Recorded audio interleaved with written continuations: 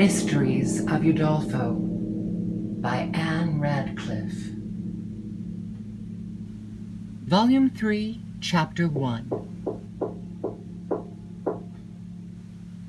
Quote, I will advise you where to plant yourselves, acquaint you with the perfect spy of the time, the moment on't, for it must be done tonight. End quote.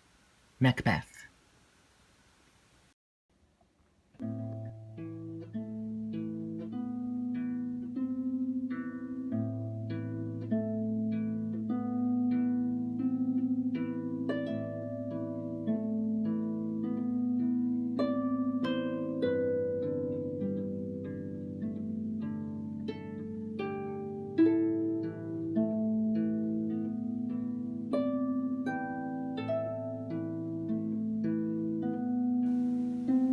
Emily was somewhat surprised on the following day to find that Annette had heard of Madame Montoni's confinement in the chamber over the portal, as well as of her proposed visit there on the approaching night.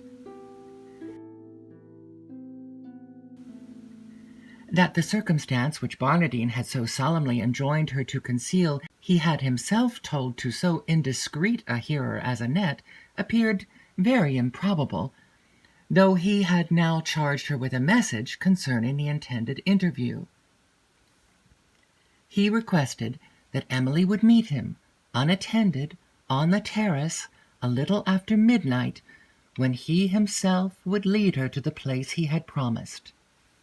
A proposal from which she immediately shrunk, for 1,000 vague fears darted athwart her mind, such as had tormented her on the preceding night, and which she neither knew how to trust nor to dismiss.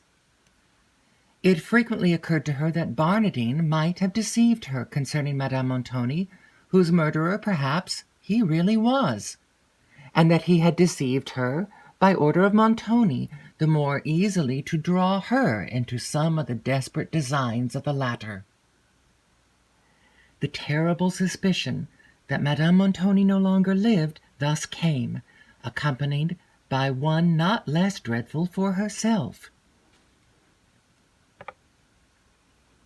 Unless the crime by which the aunt had suffered was instigated merely by resentment, unconnected with profit, a motive upon which Montoni did not appear very likely to act, its object must be unattained till the niece was also dead, to whom Montoni knew that his wife's estates must descend. Emily remembered the words which had informed her that the contested estates in France would devolve to her if Madame Montoni died without consigning them to her husband, and the former obstinate perseverance of her aunt made it too probable that she had to the last withheld them. At this instant, recollecting Barnardine's manner on the preceding night, she now believed what she had then fancied, that it expressed malignant triumph. She shuddered at the recollection, which confirmed her fears, and determined not to meet him on the terrace.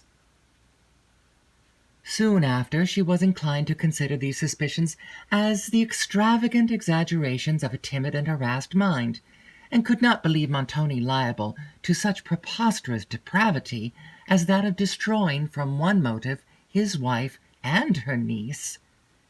She blamed herself for suffering her romantic imagination to carry her so far beyond the bounds of probability, and determined to endeavour to check its rapid flights, lest they should sometimes extend into madness. Still, however, she shrunk from the thought of meeting Barnardine on the terrace at midnight, and still the wish to be relieved from this terrible suspense concerning her aunt, to see her and to soothe her sufferings, made her hesitate what to do. "Yet how is it possible, Annette, I can pass to the terrace at that hour?" said she, recollecting herself. "The sentinels will stop me, and Signor Montoni will hear of the affair." "Oh, mademoiselle, that is well thought of," replied Annette. "That is what Barnardine told me about.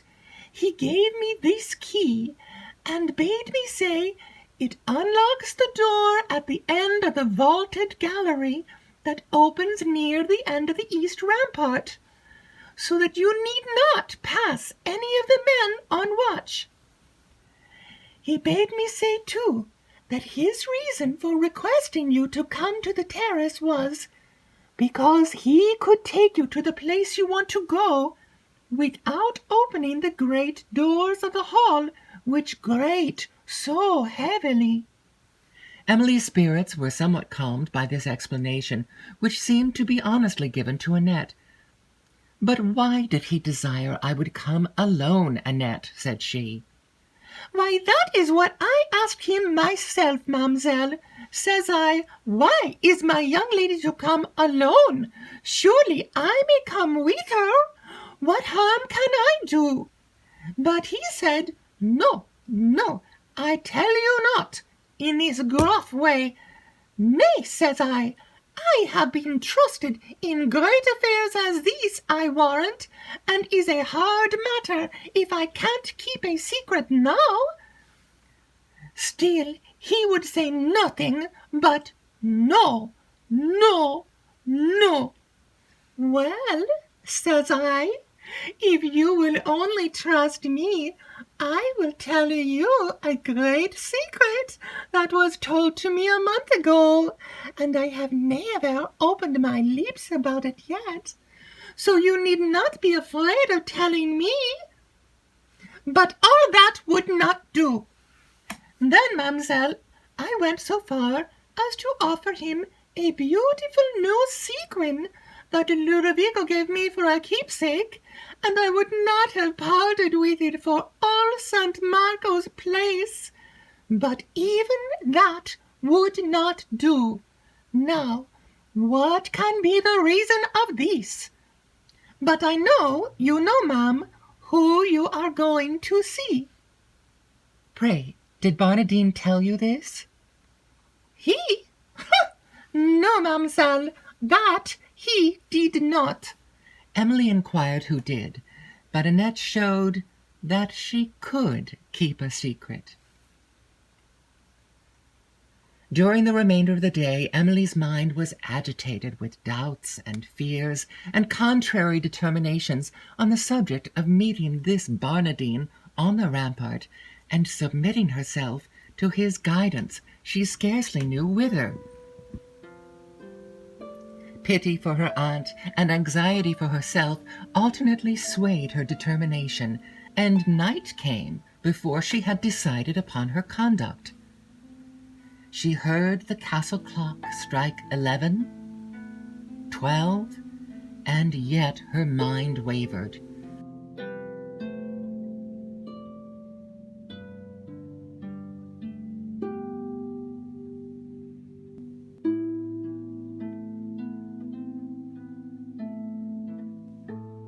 The time, however, was now come when she could no longer hesitate, and then the interest she felt for her aunt overcame her other considerations, and bidding Annette follow her to the outer door of the vaulted gallery and there await her return, she descended from her chamber. The castle was perfectly still, and the great hall, where so lately she had witnessed a scene of dreadful contention, now returned only the whispering footsteps of the two solitary figures gliding fearfully between the pillars, and gleamed only to the feeble lamp they carried. Emily, deceived by the long shadows of the pillars and the catching lights between, often stopped, imagining she saw some person moving in the distant obscurity of the perspective. And, as she passed these pillars, she feared to turn her eyes toward them, almost expecting to see a figure start out from behind their broad shaft. She reached, however, the vaulted gallery without interruption, but unclosed its outer door with a trembling hand, and, charging Annette not to quit it and to keep it open a little, that she might be heard if she called, she delivered to her the lamp, which she did not dare to take herself because of the men on watch, and alone stepped out upon the dark terrace.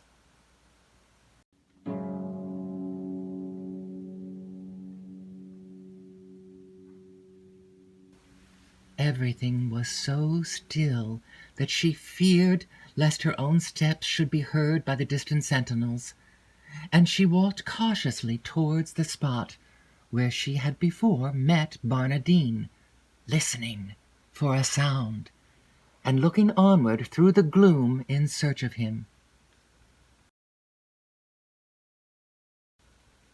At length she was startled by a deep voice that spoke near her, and she paused, uncertain whether it was his, till it spoke again, and she then recognized the hollow tones of Barnardine, who had been punctual to the moment, and was at the appointed place, resting on the rampart wall.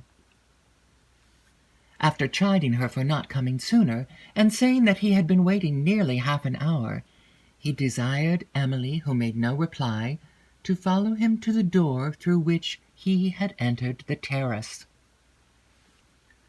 While he unlocked it, she looked back to that which she had left, and observing the rays of the lamp stream through a small opening, was certain that Annette was still there. But her remote situation could little befriend Emily after she had quitted the terrace, and when Barnardine unclosed the gate, the dismal aspect of the passage beyond, shown by a torch burning on the pavement, made her shrink from following him alone, and she refused to go unless Annette might accompany her. This, however, Barnardine absolutely refused to permit, mingling at the same time with his refusal such artful circumstances to heighten the pity and curiosity of Emily towards her aunt, that she at length consented to follow him alone to the portal.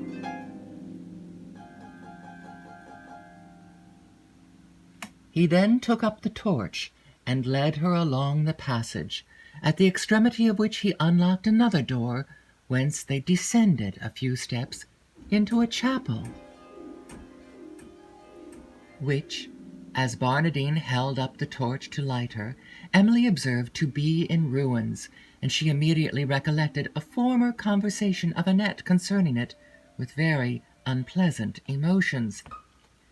She looked fearfully on the almost roofless walls, green with damps, and on the Gothic points of the window, where the ivy and the bryony had long supplied the place of glass, and ran mantling along the broken capitals of some columns that had once supported the roof.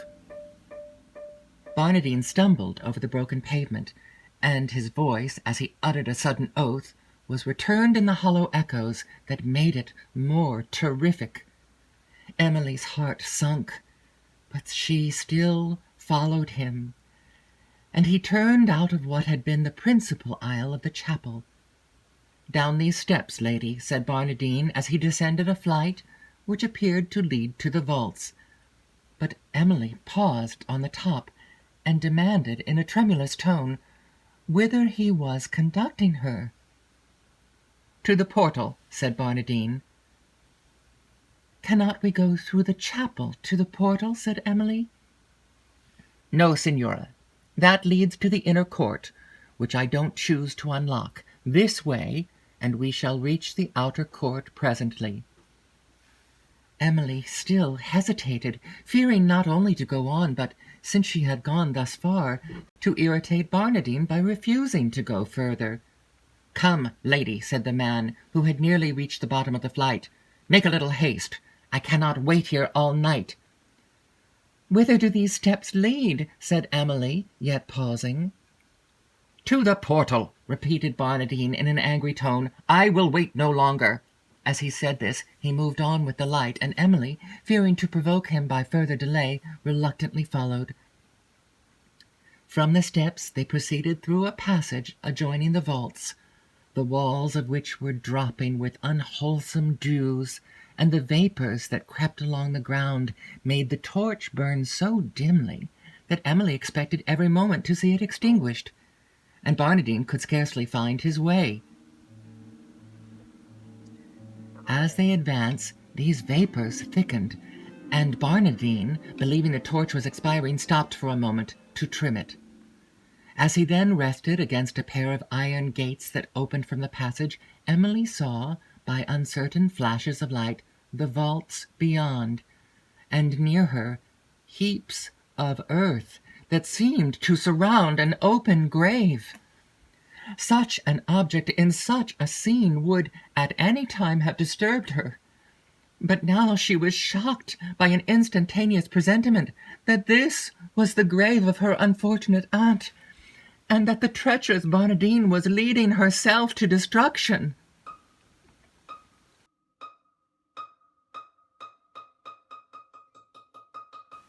The obscure and terrible place to which he had conducted her seemed to justify the thought.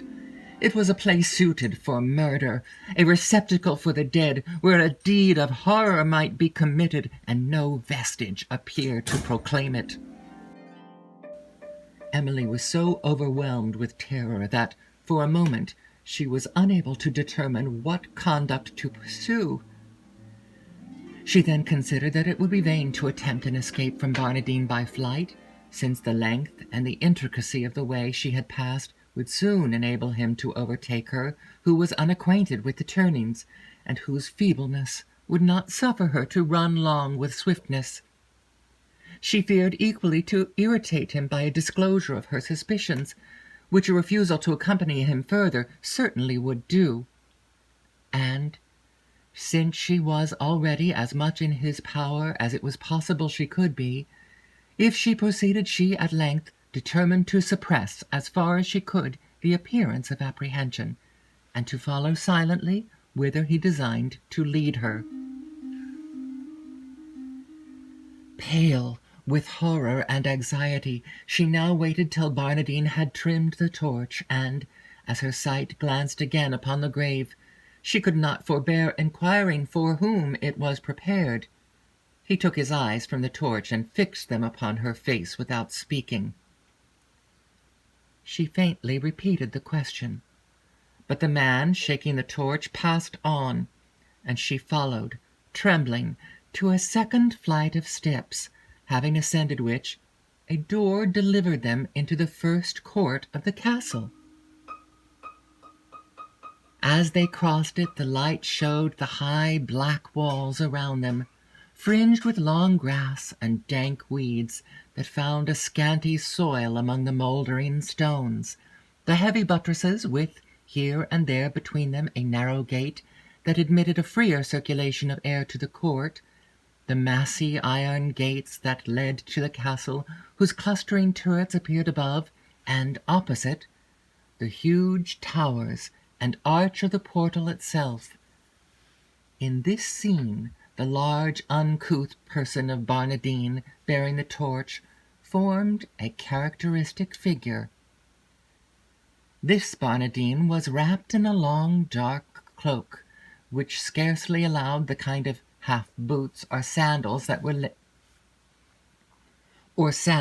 laced upon his legs to appear, and showed only the point of a broadsword, which he usually wore, slung in a belt across his shoulders. On his head was a heavy flat velvet cap, somewhat resembling a turban, in which was a short feather. The visage beneath it showed strong features, and a countenance furrowed with the lines of cunning, and darkened by habitual discontent.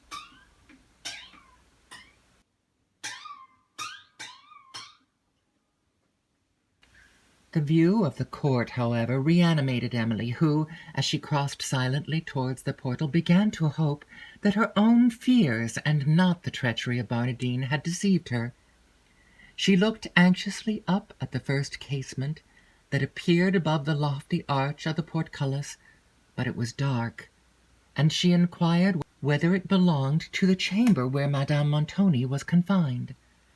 Emily spoke low, and Barnardine, perhaps, did not hear her question, for he returned no answer. And they, soon after, entered the postern door of the gateway, which brought them to the foot of a narrow staircase that wound up one of the towers. "Up this staircase the Signora lies," said Barnardine. "Lies!" repeated Emily faintly, as she began to ascend. "She lies in the upper chamber," said Barnardine. As they passed up, the wind which poured through the narrow cavities in the wall made the torch flare, and it threw a stronger gleam upon the grim and sallow countenance of Barnardine, and discovered more fully the desolation of the place. The rough stone walls, the spiral stairs black with age, and a suit of ancient armor with an iron visor that hung upon the walls and appeared a trophy of some former victory.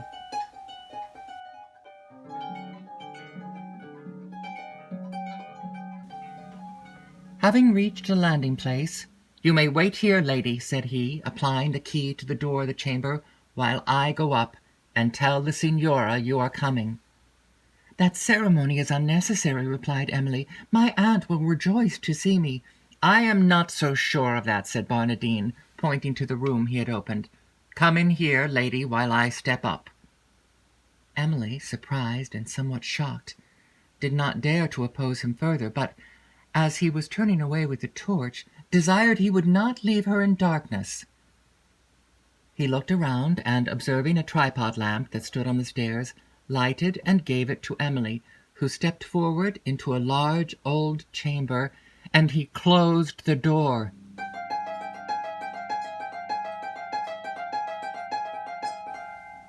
As she listened anxiously to his departing steps, she thought he descended instead of ascending the stairs, but the gusts of wind that whistled around the portal would not allow her to hear distinctly any other sound. Still, however, she listened, and, perceiving no step in the room above, where he had affirmed Madame Montoni to be, her anxiety increased, though she considered that the thickness of the floor in this strong building might prevent any sound reaching her from the upper chamber. The next moment, in a pause of wind, she distinguished Barnardine's step descending to the court, and then thought she heard his voice. But the rising gust again overcoming other sounds, Emily, to be certain on this point, moved softly to the door, which, on attempting to open it, she discovered was fastened.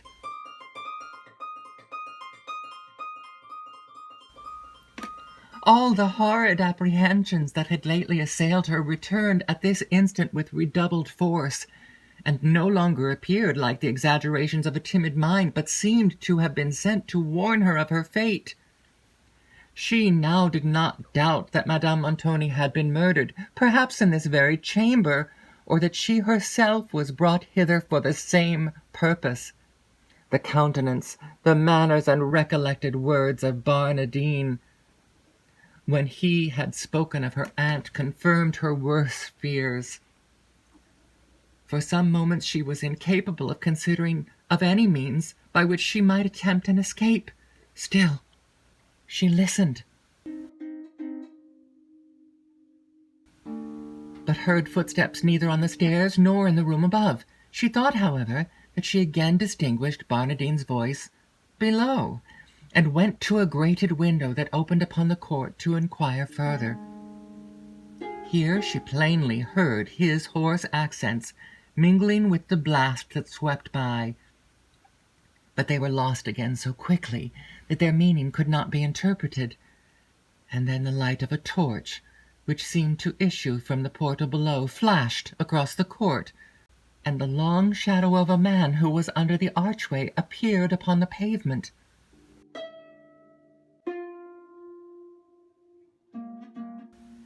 Emily, from the hugeness of this sudden portrait, concluded it to be that of Barnardine, but other deep tones which passed in the wind soon convinced her that he was not alone, and that his companion was not a person very liable to pity. When her spirits had overcome the first shock of her situation, she held up the lamp to examine if the chamber afforded a possibility of an escape. It was a spacious room, whose walls, wainscoted with rough oak, showed no casement but the grated one which Emily had left, and no other door than that by which she had entered. The feeble rays of the lamp, however, did not allow her to see at once its full extent. She perceived no furniture, except indeed an iron chair fastened in the centre of the chamber, immediately over which, depending on a chain from the ceiling, hung an iron ring. Having gazed upon these for some time with wonder and horror, she next observed iron bars below, made for the purpose of confining the feet, and on the arms of the chair were rings of the same metal. As she continued to survey them, she concluded that they were instruments of torture, and it struck her that some poor wretch had once been fastened in this chair, and had there been starved to death. She was chilled by the thought, but what was her agony when, in the next moment, it occurred to her that her aunt might have been one of these victims, and that she herself might be the next. An acute pain seized her head. She was scarcely able to hold the lamp, and looking around for support, was seating herself unconsciously in the iron chair itself. But she looked round for a seat to sustain her, and perceived only a dark curtain, which, descending from the ceiling to the floor, was drawn along the whole side of the chamber. Ill as she was, the appearance of this curtain struck her, and she paused to gaze upon it in wonder and apprehension. It seemed to conceal a recess of the chamber. She wished, yet dreaded, to lift it, and to discover what it veiled. Twice she was withheld by a recollection of the terrible spectacle her daring hand had formerly unveiled in an apartment of the castle, till suddenly conjecturing that it concealed the body of her murdered aunt, she seized it in a fit of desperation and drew it aside. Beyond appeared a corpse, stretched on a kind of low couch, which was crimsoned with human blood, as was the floor beneath. The features, deformed by death, were ghastly and horrible, and more than one livid wound appeared in the face. Emily, bending over the body, gazed for a moment with an eager, frenzied eye, but in the next the lamp dropped from her hand, and she fell senseless at the foot of the couch. When her senses returned, she found herself surrounded by men, among whom was Barnardine, who were lifting her from the floor, and then bore her along the chamber. She was sensible of what passed, but the extreme languor of her spirits did not permit her to speak, or move, or even to feel any distinct fear. They carried her down the staircase by which she had ascended, when, having reached the archway, they stopped, and one of them, taking the torch from Barnardine, that was cut in the great gate, and, as he stepped out upon the road, the light he bore showed several men on horseback in waiting. Whether it was the freshness of the air that revived Emily, or that the objects she now saw roused the spirit of alarm, she suddenly spoke, and made an ineffectual effort to disengage herself from the grasp of the ruffians who held her. Barnardine, meanwhile, called loudly for the torch, while distant voices answered, and several persons approached, and, in the same instant, a light flashed upon the court of the castle. Again he vociferated for the torch, and the men hurried Emily through the gate. At a short distance, under the shelter of the castle walls, she perceived the fellow who had taken light from the porter holding it to a man, busily employed in the altering of the saddle of a horse, round which were several horsemen looking on, whose harsh features received the full glare of the torch, while the broken ground beneath them, the opposite walls with the tufted shrubs that overhung their summits, and an embattled watch-tower above, were reddened with the gleam which, fading gradually away, left the remoter parts of the ramparts and the woods below to the obscurity of night. "What do you waste time for there?" said Barnardine with an oath as he approached the horseman. "Dispatch! Dispatch!" "The saddle will be ready in a minute," replied the man who was buckling it, at whom Barnardine now swore again for his negligence, and Emily, calling feebly for help, was hurried towards the horses, while the ruffians disputed on which to place her, the one designed for her not being ready. At this moment a cluster of lights issued from the great gates, and she immediately heard the shrill voice of Annette above those of several other persons who advanced.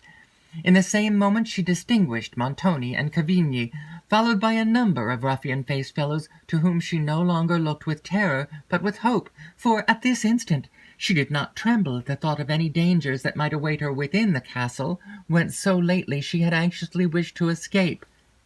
Those that threatened her from without had engrossed all her apprehensions. A short contest ensued between the parties, in which that of Montoni, however, were presently victors, and the horsemen, perceiving that the numbers were against them, and being perhaps not very warmly interested in the affair they had undertaken, galloped off, while Barnardine had run far enough to be lost in the darkness, and Emily was led back to the castle. As she repassed the courts, the resemblance of what she had seen in the portal chamber came, with all its horror, to her mind, and when, soon after, she heard the gate close that shut her once more within the castle walls, she shuddered for herself, and, almost forgetting the danger she had escaped, could scarcely think that anything less precious than liberty and peace was to be found beyond them.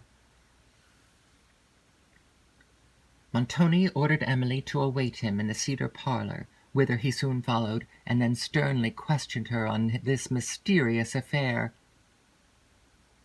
Though she now viewed him with horror as the murderer of her aunt, and scarcely knew what she said in reply to his impatient inquiries, her answers and her manner convinced him that she had not taken a voluntary part in the late scheme, and he dismissed her upon the appearance of his servants, whom he had ordered to attend, that he might inquire further into the affair, and discover those who had been accomplices in it. Emily had been some time in her apartment before the tumult of her mind allowed her to remember several of the past circumstances. Then, again, the dead form which the curtain in the portal chamber had disclosed came to her fancy, and she uttered a groan which terrified Annette the more, as Emily forbore to satisfy her curiosity on the subject of it, for she feared to trust her with so fatal a secret, lest her indiscretion should call down the immediate vengeance of Montoni on herself. Thus compelled to bear within her own mind the whole horror of the secret that oppressed it, her reason seemed to totter under the intolerable weight. She often fixed a wild and vacant look on Annette, and, when she spoke, either did not hear her or answered from the purpose. Long fits of abstraction succeeded. Annette spoke repeatedly, but her voice seemed not to make any impression on the sense of the long agitated Emily, who sat fixed and silent, except that, now and then, she heaved a heavy sigh, but without tears. Terrified at her condition, Annette at length left the room to inform Montoni of it, who had just dismissed his servants without having made any discoveries on the subject of his enquiry. The wild description which this girl now gave of Emily induced him to follow her immediately to the chamber. At the sound of his voice, Emily turned her eyes, and a gleam of recollection seemed to shoot athwart her mind, for she immediately rose from her seat, and moved slowly to a remote part of the room. He spoke to her in accents somewhat softened from their usual harshness, but she regarded him with a kind of half-curious, half-terrified look, and answered only "Yes" to whatever he said. Her mind still seemed to retain no other impression than that of fear. Of this disorder Annette could give no explanation, and Montoni, having attempted for some time to persuade Emily to talk, retired, after ordering Annette to remain with her during the night, and to inform him in the morning of her condition. When he was gone, Emily came forward and asked who it was that had been there to disturb her. Annette said it was the Signor Montoni. Emily repeated the name after her several times as if she did not recollect it, and then suddenly groaned and relapsed into abstraction. With some difficulty Annette led her to the bed, which Emily examined with an eager, frenzied eye before she lay down, and then, pointing, turned with shuddering emotion to Annette, who, now more terrified, went towards the door, that she might bring one of the female servants to pass the night with them. But Emily, observing her going, called her by name, and then, in the naturally soft and plaintive tone of her voice, begged that she, too, would not forsake her. "For since my father died," added she, sighing, "everybody forsakes me." "Your father, mademoiselle," said Annette, "he was dead long before you knew me." "He was, indeed," rejoined Emily, and her tears began to flow. She now wept silently and long, after which, becoming quite calm, she at length sunk to sleep, Annette having had discretion enough not to interrupt her tears. This girl, as affectionate as she was simple, lost in these moments all of her former fears of remaining in the chamber, and watched alone by Emily during the whole night. End of Volume 3, Chapter 1. Reading and musical selections performed by Kara Dahl Russell.